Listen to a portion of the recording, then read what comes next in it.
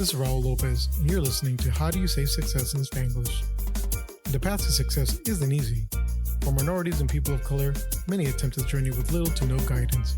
Join me as I sit down with individuals who share their stories of perseverance so that together we can learn how to say success in Spanglish.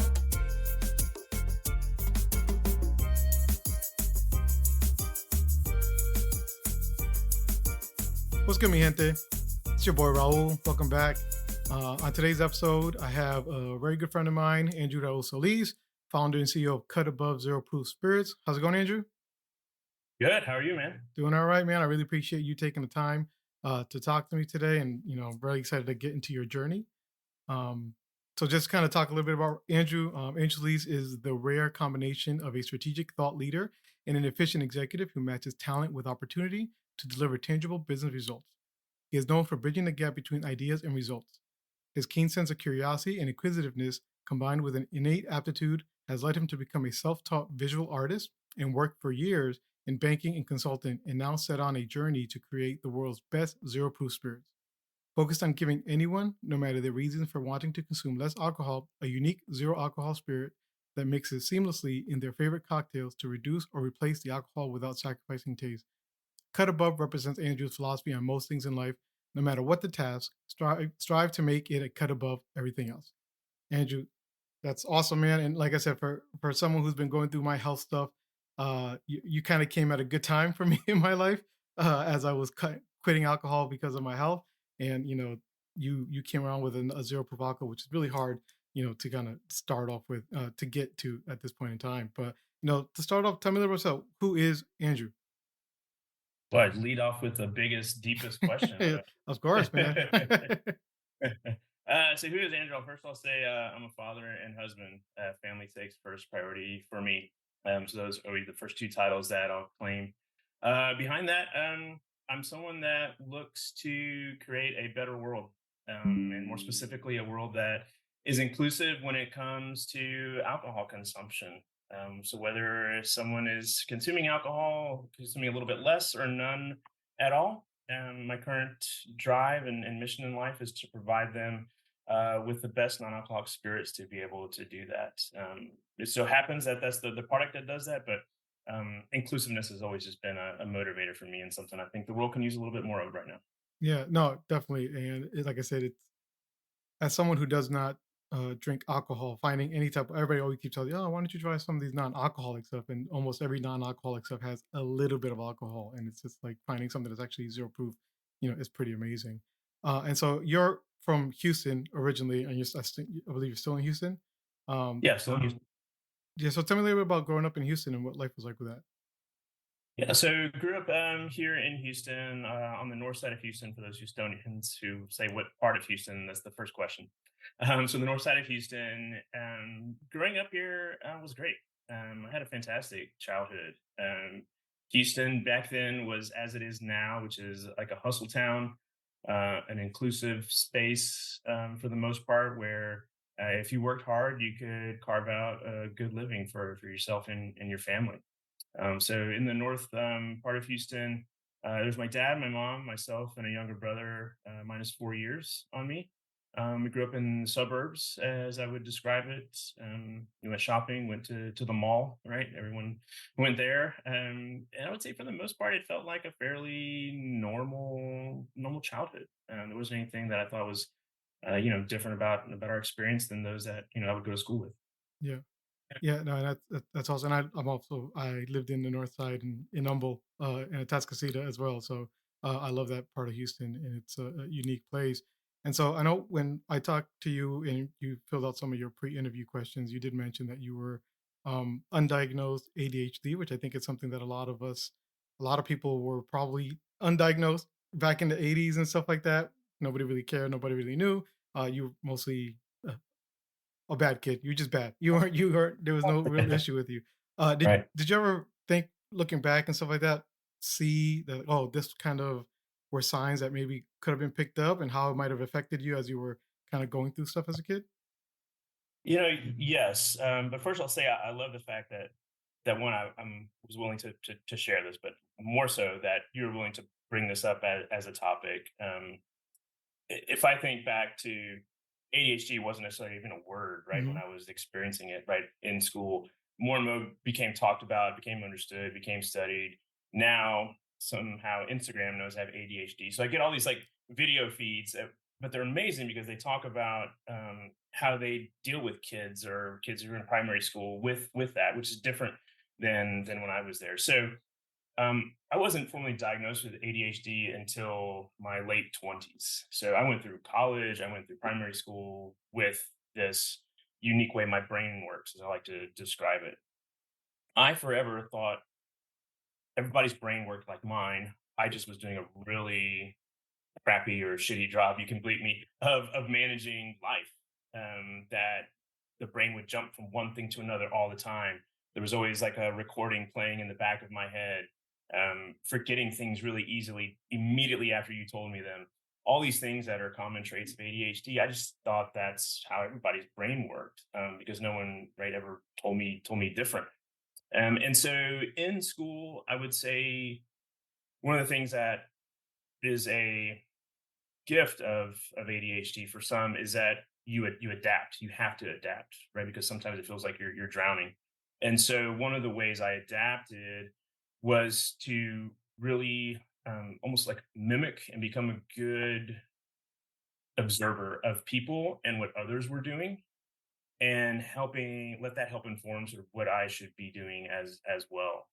So there wasn't even anything in primary school that was, oh, I need to take notes a certain way or I need to go home, right? Because I didn't know like I needed to have this different kind of structure in my life.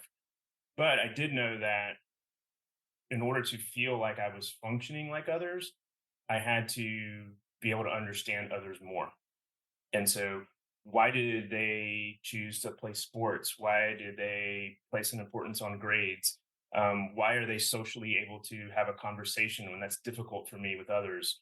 Um, why are they not shy and why am I shy? So it built this very early on trait of curiosity in me that I'm so thankful it did, because being different in that particular way for me, because it bore that curiosity has served me probably out of anything else in my life, sort of an innate trait, better than anything else.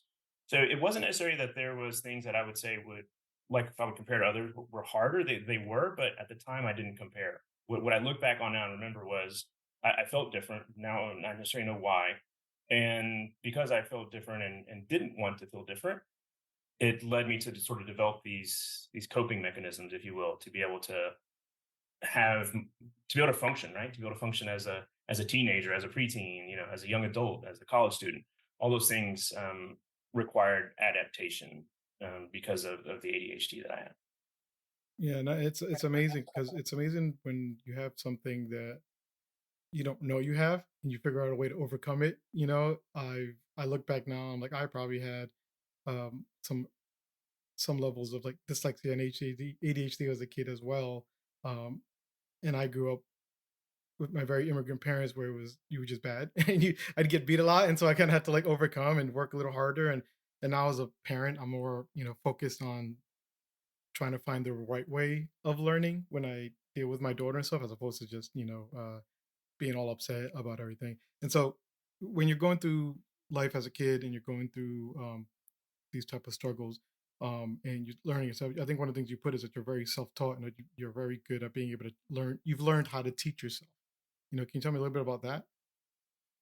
And so one of the traits I've learned, that's very common for ADHD is it's often described like the brain of an ADHD person is like a Ferrari engine, but it's in a car with bad brakes. So I'm able to pick up things very fast. Like I'm a very fast study. So I can become average at anything, whether it's like a sport, learning something, a language, anything. Like I'm able to pick it up very fast. The challenge is that with that comes like this hyper focus, which is pretty close. I think there's a really thin line for me between like focus and obsession. The example I give, which I'm 43 years old, so is video games.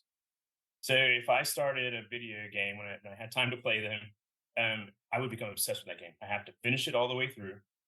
I'm going to give up sleep. I'm going to give up quality of life for that. If if they learn how to do it very well, right? They're going to set all these like milestones and find these eggs and get this and time that. Like my brain would just latch onto that and pour and pour and pour over it. So that like that's a hard thing because in certain instances that's really beneficial. Like running my own company in an industry I didn't have experience in before. Yes, I need to learn things really, really fast, right? To avoid mistakes or to minimize the effect of mistakes. Um, but if I don't keep that in check and notice when I'm becoming obsessive about something or notice when I'm overly focusing on something that isn't necessarily the most productive thing to be focusing on, that's the challenge part. I'm going to have that for the rest of my life. Like I know that, and I know I'm going to have great difficulties with it. But that knowledge of it, at least, like that self-awareness piece, I think is the cool part of it because I make up there are people out there right who are still right undiagnosed with this, and it's this challenge of okay, my brain works this way. I don't know why I can't focus or I'm distracted easily. Um, but there is this really beneficial component to it, which is when we set our mind to things. When I set my mind to things, like I can really pick stuff up fast, and I'm thankful for that as a trait. Nice, that's awesome. And did that help you at all? Like when you were, I know you ended up going to Baylor, and Baylor's a really impressive school to try to get into. Did that help you out in school and stuff like that when you were trying to get in prepared in high school for college? It did because so one of the things, and I'll kind of breach this as a separate topic. So right, I had ADHD, which was I would say call that right the defining mental characteristic of Andrew. The also in my life, like I lost my father very early at the age of 10, and so those two things together really set a course for my life until I really found therapy much later on in my life. Those things were right. My brain works different. How do I figure out how to function like others? Plus, okay, now I don't necessarily have a male role model as a father. So how do I act as a boy, as a teen? What do I do with feelings? What do I do with emotions? Like all those sort of different things. So those two things really at the age of 10 kind of set who Andrew was for a really long, long time, all the way into college. So that by the time I started Baylor, I pretty much knew how to adapt academically, like what I needed to do in order to get good grades or the grades that I wanted. What I still didn't figure out by the time I went to Baylor was how what do I sort of stand for? What does Andrew as a man look like? Right? I'm looking back on it. Right? I'm 21, so call myself a man, but at the point, like, what does a man look like? How do I behave? How do I, treat women? How do I treat men? How do I have male relationships? And sort of figuring that out was difficult for me going into Baylor. I think at Baylor, the really fortunate thing was that I found a good group of men who were like me. We were from Latin backgrounds. We had different family makeups. We had difficulties getting to where we were, right, in the doorstep of Baylor. But we all had this yearning to create a home for ourselves, but more importantly, to create a home for those that would come behind us. So that kind of looking beyond ourselves. And when I found that group, I really felt a sense of belonging in a place that I didn't feel right day to day. And so finding those was my uh, spring semester of my freshman years when I found these group of guys. Stayed with them. We formed a fraternity together. Still know them to this day. They're some of my best friends. Finding that group, I think, was really important going into college and then navigating college. And it's what we all do, right? Just who we are. What do we want to be, right? What do we think of the world? What are our beliefs? That sort of thing.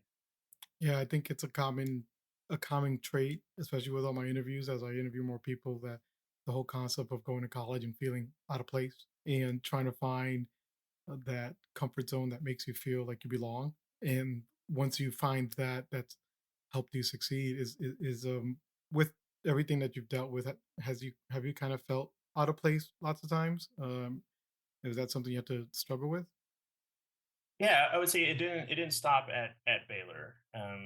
So one thing I was fortunate enough is I was able to get an internship with the company the summer between my freshman and sophomore years, and I interned with them each summer, and then eventually took a job with them as a consultant.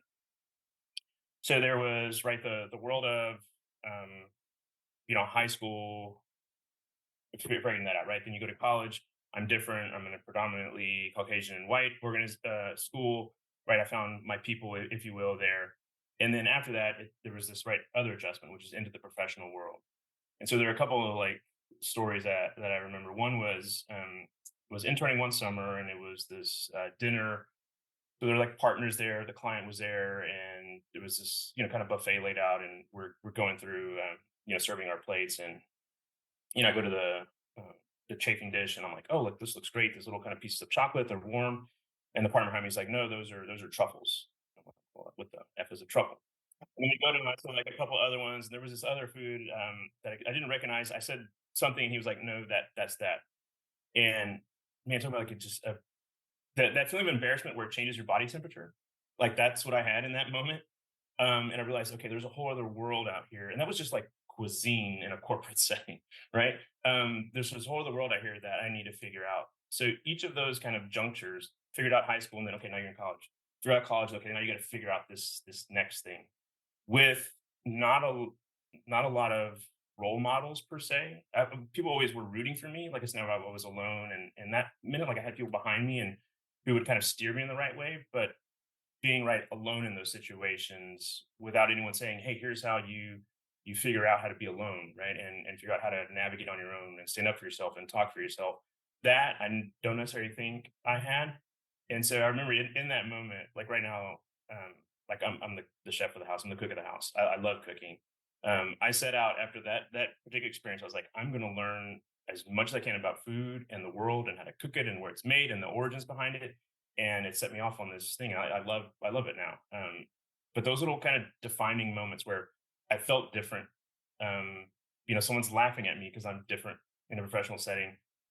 That's really is kind of burned in my memory and sparked this. Okay, I don't want to feel this. Let me figure it out. So that's one thing that I think is a really good example of for anyone who's feeling different in the moment. Um, is we can teach ourselves, right? We can go find and build that curiosity, or use that curiosity to drive finding out something. Whether me in that case, right, it was food, but it's how any sort of environment works, the communication, the way people are with each other. Yeah, I have a funny story too when it comes to food. My first time I got my first job, my boss took me out for lunch. You know, a lot of boss take you out for lunch your first day at work, and he's this Scottish guy, and we go. I forget where we went to go eat, but we get hamburgers, and I was always kind of taught, don't eat first, take a second and watch. So the hamburgers come and he sets up and he pulls out a fork and knife and starts cutting the hamburger and eating the hamburger with a fork and knife. So I'm like, yeah, I guess I got to eat this hamburger with a fork and knife because I don't want to look like an asshole in front of this guy eating a big ass hamburger. And so yeah, it's kind of these little things where you're not used to it, you're not experienced with it, and you kind of have to learn by doing and find your way of being able to fit in. And I think we do that real well, with team code switching and being able to jump in there and get adapt to things. But other things that I think you mentioned in the pre-interview too is something where a lot of us aren't really good with is networking and mentoring, finding mentors and stuff. You mentioned that kind of something you missed out on a little bit. Can you elaborate on that?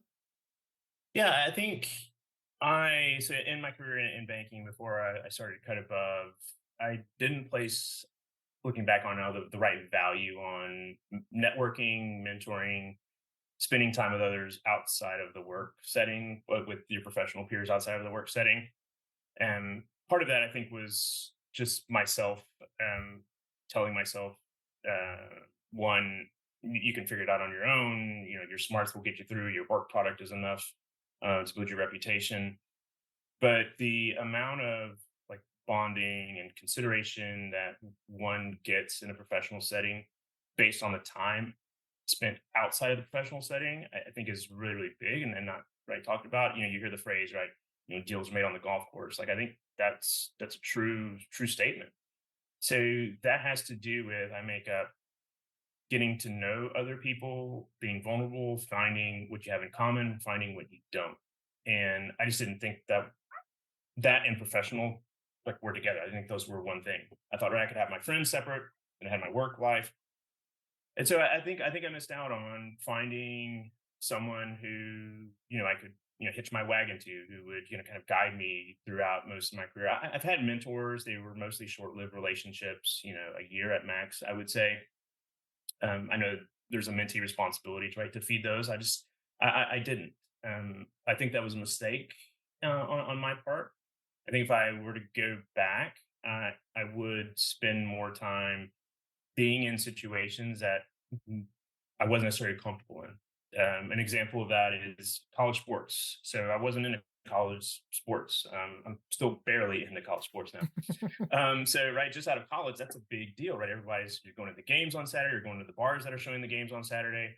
Well, I like didn't care to do that, so I would find something else to do, or I would go and kind of sit separate from others. I wasn't inquisitive about what it was like to go to a top 25 football college and those sort of things. I really wish I would have been, because I think I would have learned what it feels like to put myself out there. I would have um, really had people maybe remember me more in those instances, which again can pay off in a business setting, but just in like in a personal friendship setting. So I think that was one thing that I missed that I think would have helped in my career. Yeah, and do you think that you've gotten better with stuff like networking now? I imagine with your current job, your current company, that networking is really important. Yeah, absolutely. I think so. So part of it was, I'll kind of tie this back in, right? So I didn't have my ADHD diagnosis, and I didn't really deal with some of my family of origin stuff. My father passing at a very young age, until I was already married, and those things were jeopardizing my marriage. I've gone to therapy. I'm a huge proponent of therapy. Mhm. I really believe it saved my life in multiple ways. But at that point in time, I learned that this trait that had served me well, which is figure it out on your own, Andrew. You can do it on your own, and right, there were results from me thinking like that. Um, wasn't going to serve me well to function as a husband, to function as a father, to function as a good life friend for my best friends, and so I needed to be able to share things that I didn't know, ask questions that revealed I didn't know something, um, and just put myself out there more and drop the fear of how I'm going to be perceived. That was a real big one. My art, producing art, really helped with that. So by the time we got around to starting Cut Above, even though I'm an introvert by nature, so social settings drain my battery, and they don't fill it up. In those settings, I always go into them charged, so I have enough battery to talk, to engage people, to be inquisitive, to hold a conversation, to share things about myself. Another family of origin thing is, I remember, like, don't really boist yourself up. Don't talk good about yourself. It looks Mhm. like you're arrogant or you're bragging, but that's not necessarily true, right? So I talk about the things I've accomplished, and realize people do want to know more about me. So by the time I started the company, I figured out those things. Looking back, yeah, those things would have been really nice to have figured out early, or to have that really, confidence um, at a younger age. I think would have been helpful. Yeah, definitely. And I know you, like you mentioned, that helped out with your career a little bit once you started getting more involved with banking and financing. Tell me a little bit about what working in business in banking and finance was like. Yeah, it was a great experience. It fit me really well. Working for it was a large bank, in the fact that it was a very like organized culture. Right, there's this hierarchy of chain of command. Right, there's deadlines, there's work, there's check-ins, there's milestones, and so my life, right, part of how I needed to function was I needed to be very organized. Like, things need to be in a certain spot, physically. Things need to happen at certain times of the day. So going into that, it felt right, natural, because it was organized in the way. It felt unnatural for a couple reasons. One, just my skin color, my background, how I would talk with my family, that code switching you talked about, but I couldn't do that. So I had to learn how to speak in a different way. Um, I understood all those things as a if I want the success, I think this is going to give me the quality of life. I think this is going to give me these are things I need to do. It wasn't a like, oh, like I hate, like I'm doing this to get here. Like I understood that was the environment. And so I enjoyed corporate America with this one sort of caveat, which was I didn't ever before that have an example of what it looked like for someone to do something on their own and the positives and negatives of that. So all I knew was corporate. And so everything about it, had its negatives, but it was for the most part good. My bank kept me employed for 19 years. That was how many years I'd been with there before I left to start Cut Above. I would say they kept me happy enough to keep me from sort of looking elsewhere for the most part. And it was a good company. They did a lot of forward-looking things, work from home, great paternal leave, maternal leave, care, healthcare for their employees. It was a lot of really good things. I feel like the company had someone who was looking out for beyond right the bottom line. Um, but I think the part that either I'd wish I had exposure on or had done maybe a side hustle was okay. What does it look like when the effort you put out is like immediately tied to the reward or the consequence? So I could give right 100% at work and right get the work product out near the deadlines. I could give 30% and get the work product out of that same quality. So there was no necessarily motivation to work harder because the output, right? I'm on a salary, with a yearly bonus. The output that I'm going to receive back, right? The income is sort of the same. And I really enjoy that about my life now. If I have a day where I'm just like cranking it out, I'm gonna feel that the effort of that. A day where I'm just like slacking off, I'm gonna feel that just as acutely. And there's something I think to be said for that and people experiencing that because it gives you a real sense, or gives me a real sense of what I did with those hours of the day had a consequence. And I didn't necessarily feel that in the professional world. What I did with those hours someone else could have come in and done it. If it missed a deadline, the world wasn't going to burn down. The company wasn't going to fall apart.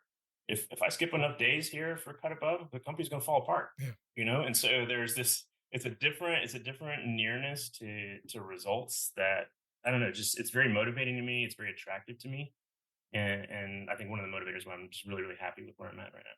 Yeah, I mean, I've been there as well, where you feel you're putting in all this extra effort, but and you're always like, for what?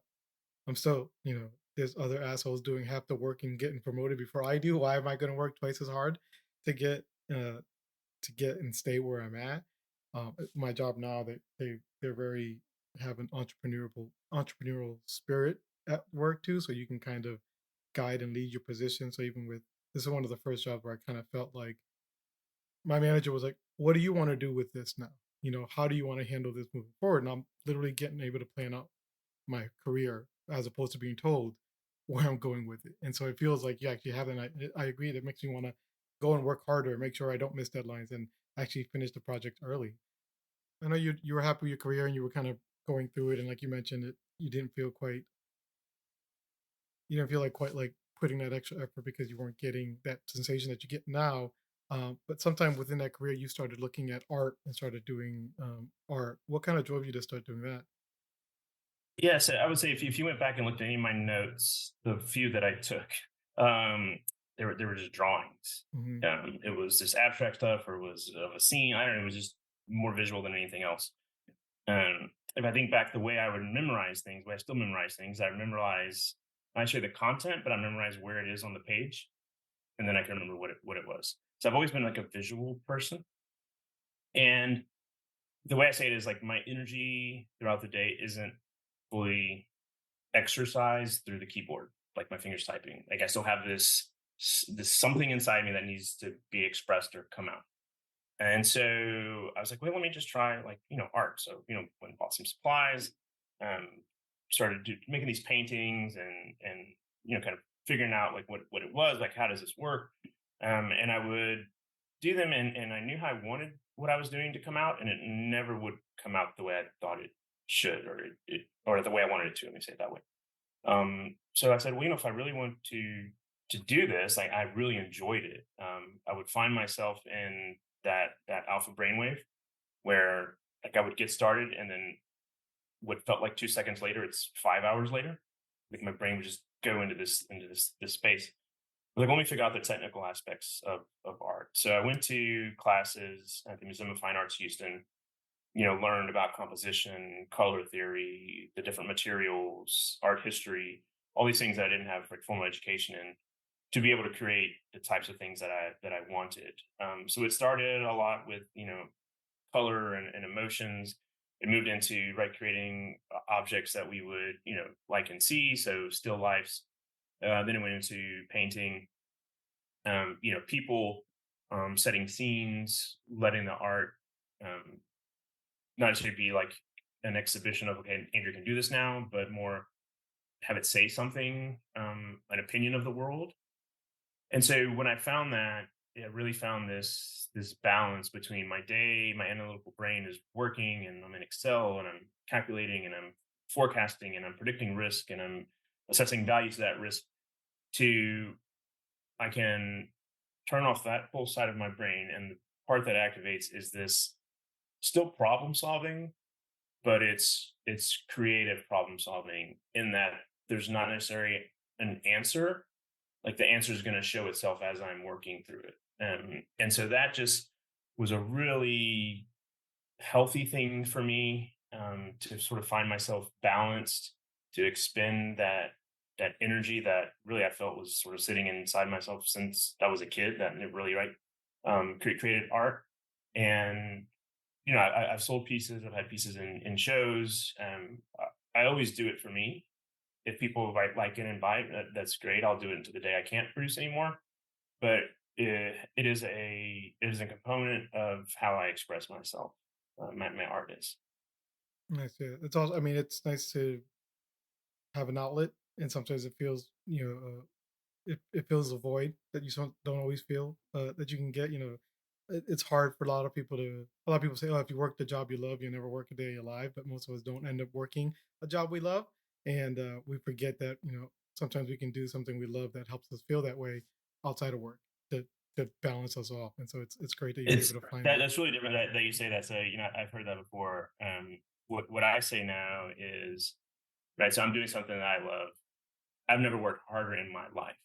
I've never worked harder in both the effort, like the mental effort, the physical effort, the emotional effort are just at their all time highs. The difference is that what I do, I created and I believe in, and I'm set to create like an outcome that I think makes the world a better place.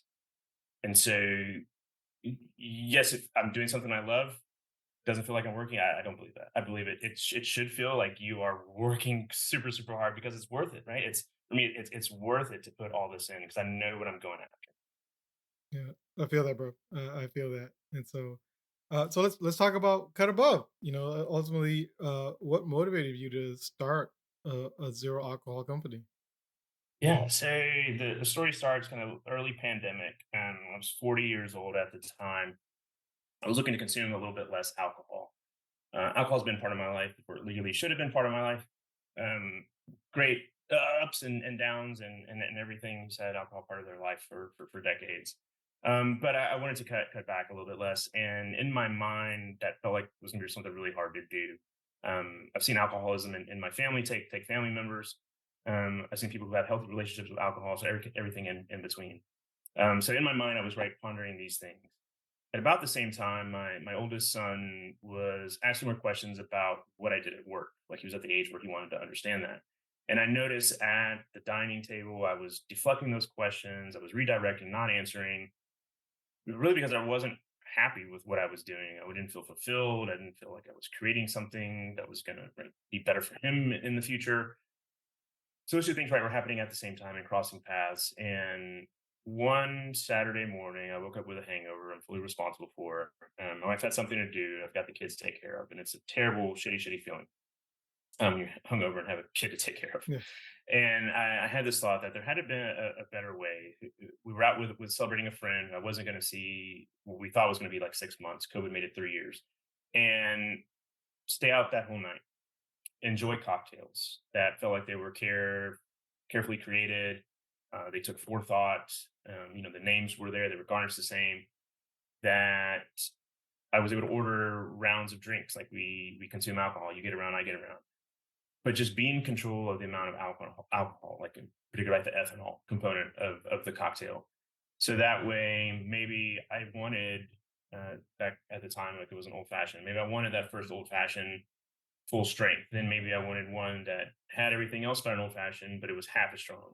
Then maybe I wanted one that didn't have any alcohol. Then maybe I wanted to go back to the full strength. Like let me be in control of that. And that was a novel idea because the way the world operated before non-alcoholic existed was whatever the bartender slid across the bar, whatever strength that was, that's what you're drinking, right? If you want another, you're going to get the exact same strength. And so that was the thought. Even though I don't believe it's true, what I say is my phone was listening. So the next day I get an Instagram ad for non-alcoholic whiskey. Holy shit, didn't know this existed. Cool. So I order this non-alcoholic whiskey to my house, make my old fashioned, and it didn't deliver like the brand promised it would.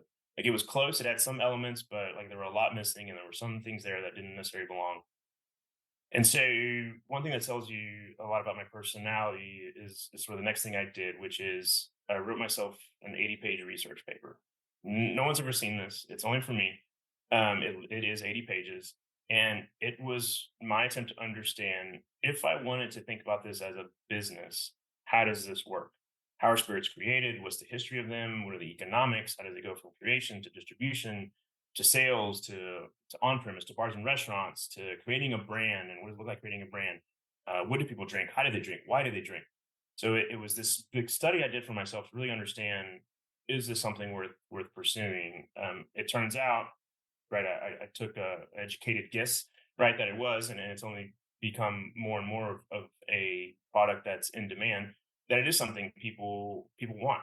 People want to be able to enjoy the social occasion, whether it's celebratory or um, consolatory or whatever it may be, to be out with others, to be in the social setting, to have a drink in hand, to not feel I'm the one with water and everyone else has this really cool cocktail that I just saw this bartender do a little show to produce.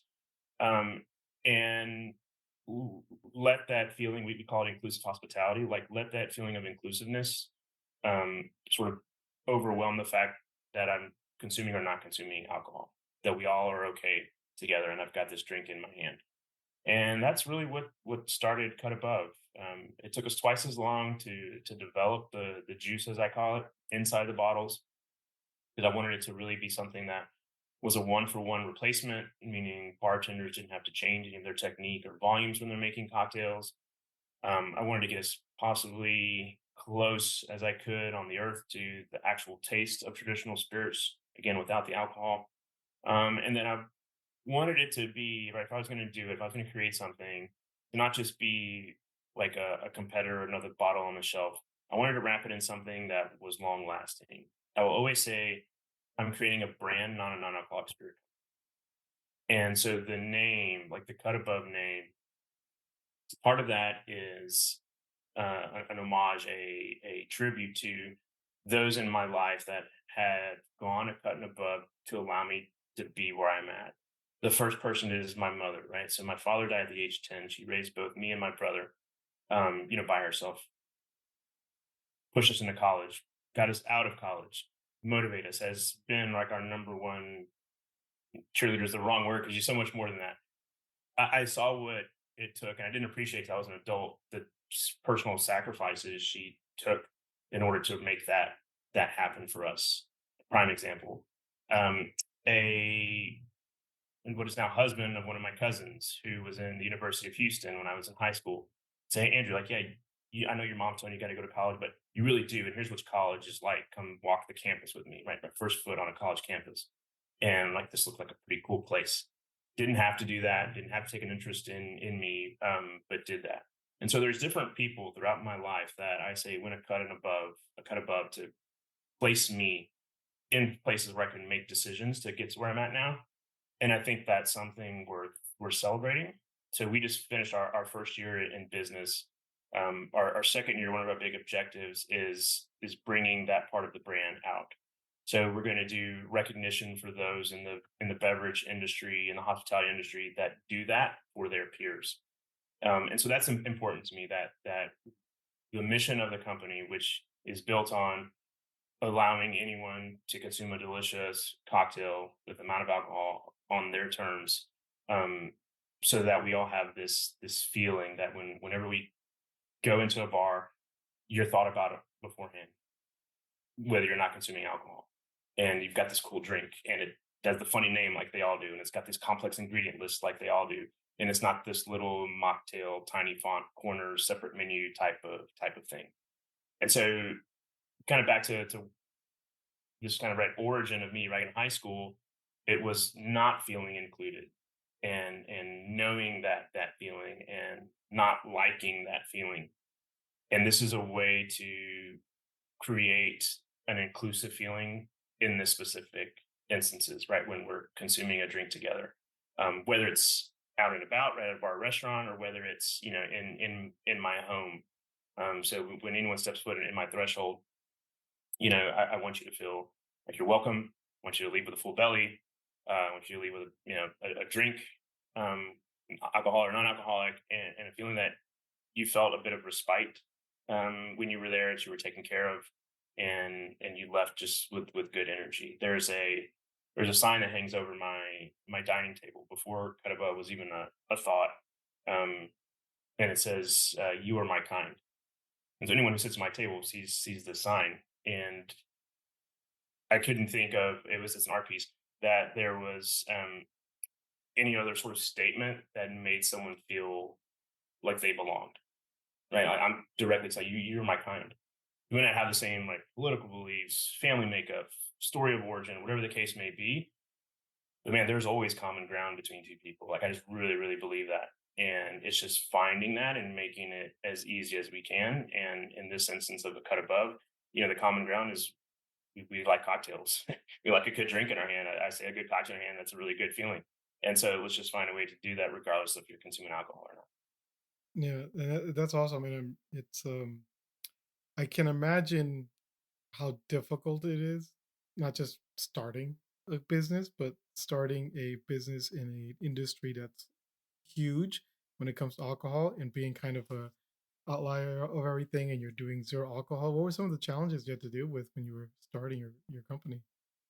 Yeah, so the biggest challenge was, right, I don't have a background in the industry. So it's finding others I could surround myself with that did, and that could help, right, steer where I wanted things to go. And so I found those people early on. They're still with the company, and I'm thankful for them. The other thing was that balance of, um, my personal sort of vision versus the right need to run a business, which comes down right to numbers, to profit and loss. So as much as, right, as I want to bring all these things about the brand, right, they all cost money, right? And so the right company doesn't make money unless I sell bottles. So how do I, you know, take myself as a natural introvert, turn myself into the head of a company, which means I'm the face of the brand, which means I'm talking about it, which means I'm proud of it, which means I'm sharing, I'm open, I'm handing out cards, I'm at a dinner talking with someone who buys the liquor for the restaurant, and right, finding that person. So those things that aren't necessarily innate to my personality, I think, were some of the earliest challenge. I've it's been a year, right? So I think I've done a good job of adapting and being that person. The cool thing is, like, I'm not adapting to be someone I'm not. I'm kind of growing into this person that it has kind of been there, that is needed to accomplish what I want to do, for the company. So that's been the biggest challenge, right? Kind of those personal, ways of being that are now different. And then I would say behind that, being able to stay in the moment. I know people talk about that all the time, right? Just be in the moment, don't live in that. And I think there's a lot of truth to that. There are days where it feels like this is the worst decision I've ever made in my life. Where, like, I've let my family down, I've jeopardized so much for this, and it was a mistake.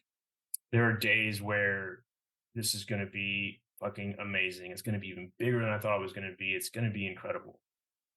And I try to, in that day, right, sit in that high or the low or whatever feeling is in between. And then when I wake up the next day, like, reset because for me, those are such strong feelings um, that if I kind of carry them day over day, it sort of clouds what I need to do right in that given that next day.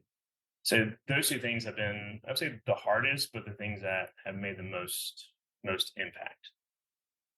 Yeah, and, I love that last part of, where you're talking about how excited you are and how sometimes you feel like you're making a thing. And I think one of the big things is, I don't know if you've read the book, The Start With Why, where, the how and the what makes no difference as long as you have a solid why. And even from the get go, you didn't start off of what you were doing. You were telling me why you wanted to do this. And I think that solid whys was kind of, hopefully kept you motivated and kept you going even when you were on the lows. So I commend you for that. I mean, that's awesome. And I really appreciate that. And obviously, coming up with flavors that match the flavors of alcohol can be difficult. If anybody who's ever had banana flavored anything, flavors don't always match right exactly what you're expecting. What is that process like for trying to figure out the flavors?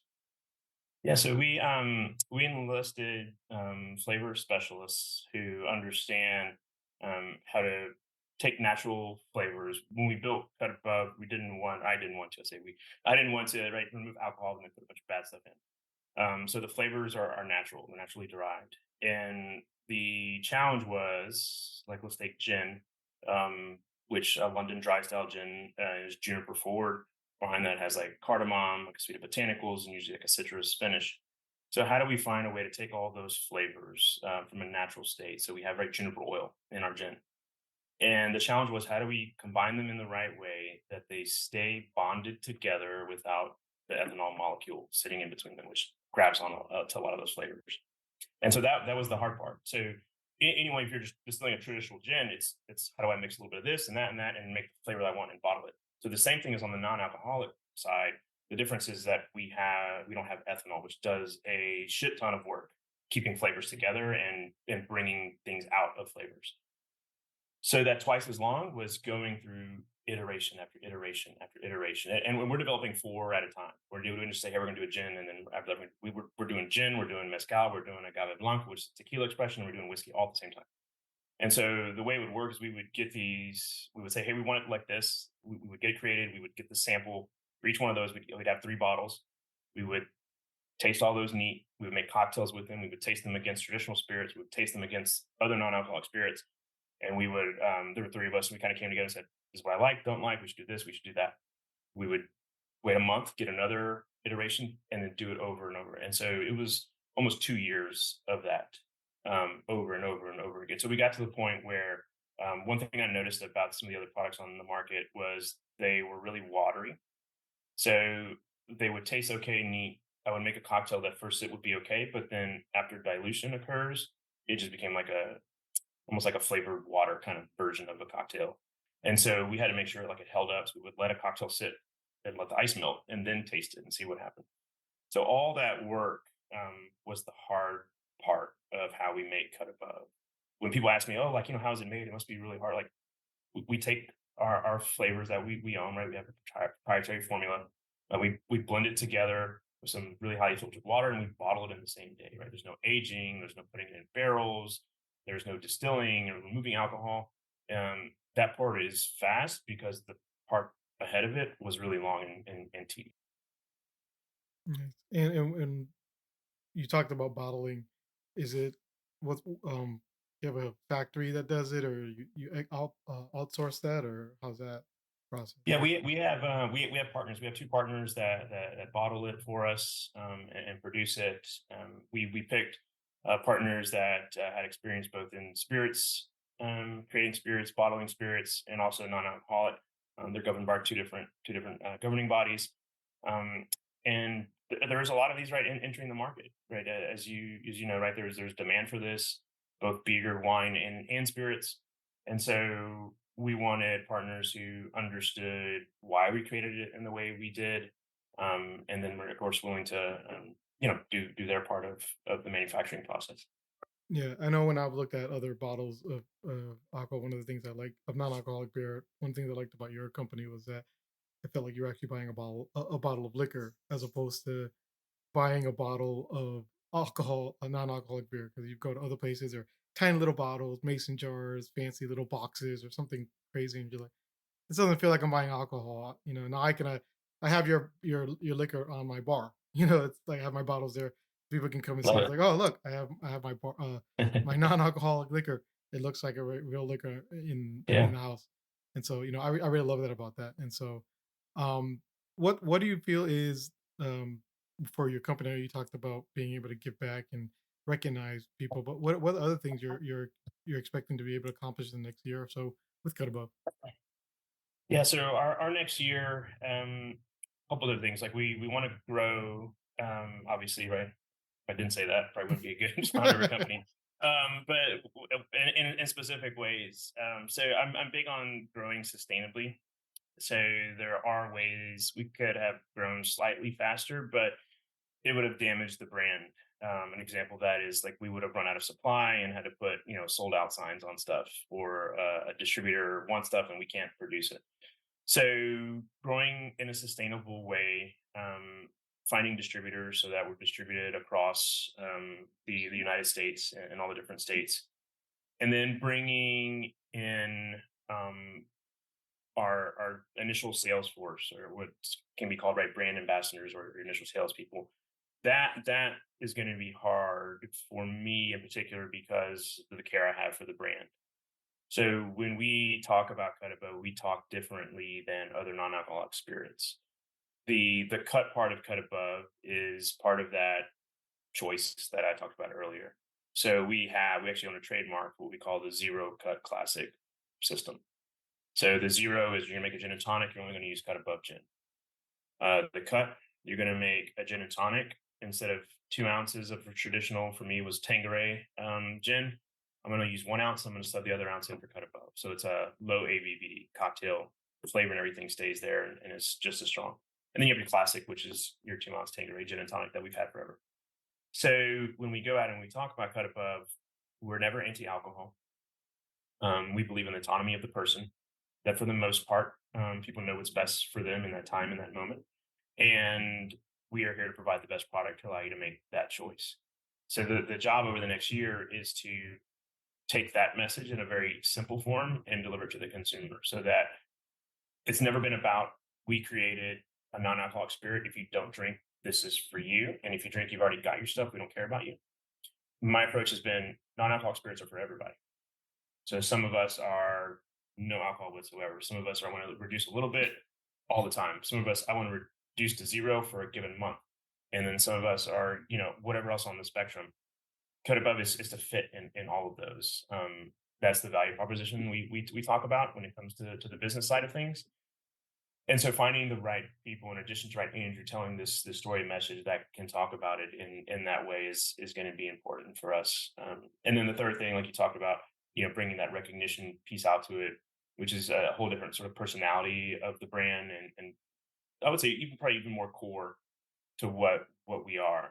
Right, the product and inclusivity is kind of the initial thing, and then beyond that is, okay, now let's talk about how we give back and how we celebrate those in the industry, because that's the part that's really exciting to me. Like, I love hearing stories of how someone affected someone else's life in a positive manner, and being able to have the brand behind that is, I don't know, I'm really excited to get to that point. Nice, awesome. Yeah, it's funny the way you talk about it, where you could create the three different versions of the gin and tonic. And I think a lot of us, when we go out with buddies, and we always have that one buddy that had too much to drink, wish we could have give them the the rum and coke that tastes like rum and coke but had no alcohol. It's like, no, keep drinking, it's okay. And they're Yeah. like, oh, I can't believe I didn't get a hangover with everything I drank last night. So is your bottles now available at different bars? I'm assuming in Houston. Yeah, so we're available nationwide at drinkcodeabove.com. UPS shows up at your doorstep 3 days later with the bottle. We're sold at Home Goods nationwide. You can find our four expressions there. And then we grow right into bars and restaurants. So depending on where you're at, we go after places that have strong cocktail programs and appreciation for cocktails, and retailers that understand, like, we are a crafted product. Um, I always had to say, like, we're not like premium, like top shelf, ridiculously premium, but we're like, we believe we're better than other things on the market. And so people that understand that storytelling and why we think that is important for us. We grow every month in terms of our retail presence, in terms of our bar and restaurant presence, both here in Houston, but then across the U.S. Nice. Awesome. And yeah, what's it called? I really appreciate you taking the time to be here, but I always like to end my interviews with one question. Just kind of we started with a big question. I like to end with a big question too. Sure. If you could go back in time and talk to yourself as a younger person and give yourself some advice, what's something you tell yourself? I would tell myself that um, everything is going to be okay, and whatever you're feeling, whether it's sadness, anger, happiness, joy, everything in between, it will pass. I think I would have really liked to have someone tell me that at multiple points in my life. Nice. Awesome. Well, Andrew, thank you so much for being here. I appreciate you taking the time. I really wish you guys all the best. I know it's difficult running any business, and so you have a lot of challenges. And I'm just glad to see that one it's making you happy as well. So congrats to you on that. Of course, no, thank you very much. If we have a few minutes, so one thing I feel like I didn't necessarily touch on, which and it's in the spirit of your podcast, is Sure. what does it mean for all these things I've talked about being of Mexican American descent? And so I want to, if we have some time, Yeah. just No. kind of This is touch this on is that a little this is bit. on you. Don't think I have to Okay. cut us off. Go on. If you have more you want No, to talk good. about, yeah. Yeah. So a lot of what I said is kind of true regardless of someone's background. So if I kind of go back to kind of the Andrew in high school, right, figuring things out. Right, skin color is the most evident way I felt different. But there were cultural things as well. The way our families would celebrate together, right? Certain holidays, speaking Spanish, right? When most things are in English. Um, I have a broken vocabulary in Spanish at best. I try to know enough to keep up with my kids. I regret that I didn't take a passion early on for wanting to know more Spanish. I realize how useful it is in business and in life. But at the time, in high school, wanting to assimilate, wanting to be like my friends who were white and who were American in any definition of that. I didn't place an importance on Spanish as a language, and I wish I would have. So that's one thing I want to make sure I say, that Spanish is a beautiful language, and all variations and dialects of it. It is spoken widely in Houston and Texas and in the United States and in the world. So I want to make sure that I state the importance of Spanish as a language. My kids learn Spanish as their first language. Oh, nice. The second thing is I didn't place an importance until I got to college on understanding what it meant to be Mexican American as a whole beyond sort of my family and origin story. So understanding the way the border between the U.S. and Mexico worked, and why is there a border and why is it treated the way it is now? Migrant work, how that functioned originally versus how it is now. Um, the struggles of everyone from Central and South America coming into the U.S., retaining their cultural identity while also finding success.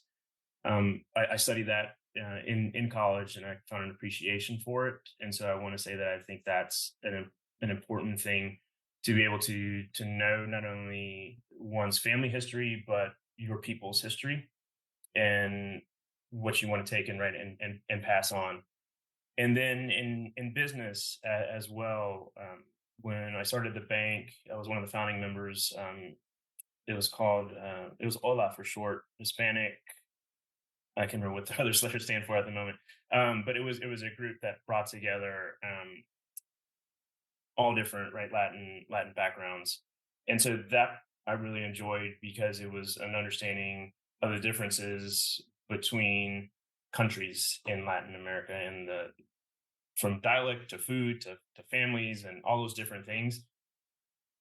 In earlier ages, like in high school, I remember it being like, if you were brown skinned, you were Mexican. Mhm. Like you could have been from Guatemala, like you were Mexican.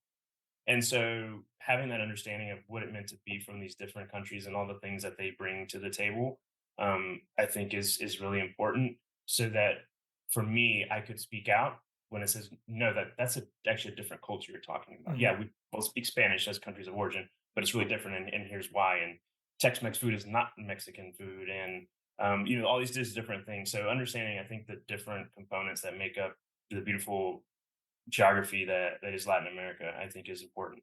And then doing things like this, like what I think you're doing is amazing, which is bringing examples of those who have had success, who are from Latin American descent, and putting it out there so that others can see maybe a reflection of themselves. And like I said, most Latinos in my head, right, speak Spanish. I don't, but I know there's a lot of Latinos who don't speak Spanish. Mhm. And so, or like I said, I can get back into a corner really quickly and then not know how to say something. And so just knowing that, like, that's okay. Like, not every Latin American is the same. They don't all speak the same level of Spanish. They don't have the same family of origin story. They come from a different country that has a different culture. And so seeing any time in my life where I wish I would have seen someone like me, um, that's why I really love what you're doing, because I think hopefully, like in my mind, it does that for someone, with all the gifts that you've had, all the gifts that you will have. So I just wanted to make sure that I kind of circled back at the end and talked about what I think is the importance of me being of Mexican American heritage, how that played out in my life, and why I think it's important to be talked about, to be celebrated, to never be made as a minor trait of who I am. It is a trait of who I am, in addition to all other things about my personality. And so it's important, and I wanted to make sure I closed on that message. No, I appreciate that, and it's you touch a nerve with me on that as well because when I think for a lot of us, we feel sometimes we try to fit in to the point that we ignore some of who we are and what we are. I think the same exact way as you were. When I was in high school, I didn't go to a white school; it was predominantly black. But I wanted to be more black than I was Hispanic or Latino. I didn't listen to Spanish music. My mom played salsa merengue. I didn't want to listen to it. And I have the story of this Spanish lady Colombian lady that lived downstairs, and I was talking to her. My Spanish was broken. My Spanish was broken, and she told me in Spanish, "You should be ashamed of yourself that you were born in Peru and you can't speak Spanish." And after that, I stopped speaking Spanish. Like somebody would talk to me in Spanish, I'd respond in English, and I would not respond in Spanish. And for years, and like you, it wasn't until I got to college that I started to learn to appreciate who I was, to appreciate my language, to appreciate my culture, and now I I feel more like me, and I can be proud of who I am and where I'm at, and I'm not afraid of it. And the same thing, I'm Peruvian. Everybody in Texas thought I was Mexican, and I'm like, I'm proud Peruvian. I do Peruvian parties. I had Peruvian Independence Day parties in Texas, and I invite Mexican friends and send them Peruvian recipes. Say, here, learn to cook some Peruvian food and bring it to the party. And so it's just I totally agree with you on all of that, man, and I really appreciate you bringing that up. So. But once again, thank you so much for being here, and I wish you all the success, and hopefully I can get you back on in a future time for more stuff as well. Yeah, I love it. Thank you for having me, Raul. Oh, thank you, and for everyone else listening, thank you again for all the support. I appreciate all the positive words I've been getting, and hope you join me again next time as we continue to learn how to say success in Spanglish.